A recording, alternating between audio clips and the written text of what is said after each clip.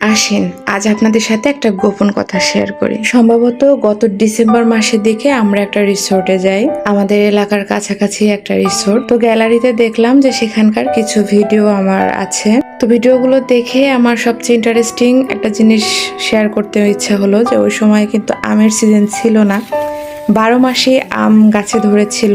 তা আমি কিন্তু ওখানে গিয়ে এরকম আম চুরি করেছিলাম। বরাবরই আমার টক জিনিস চুরি করতে খুব ভাল লাগে, আমি জানি না কেন। আম, তেঁতুল, মানে এরকম জিনিস আর কি। আর ওই রিসোর্টে কিন্তু বিভিন্ন বোর্ডে লেখা ছিল যে ফুল অথবা ফল ছিঁড়লে 500 টাকা জরিমানা। মূলত এই বিষয়টাকে কেন্দ্র করেই আমি আম ছিঁড়ি, এবং আসার পথে এই ভিডিওটা আমি ড্রেস চেঞ্জ করি। আবার কেউ দেখে কনফিউশন হবেন না। কখনো কি এমন আম অথবা তেঁতুল চুরি করে খেয়েছেন? দেখেন আমার চোখ মুখ দেখলে বোঝা যাবে যে আমি কি পরিমাণ খুশি এই আমটা চুরি করতে পাইরা।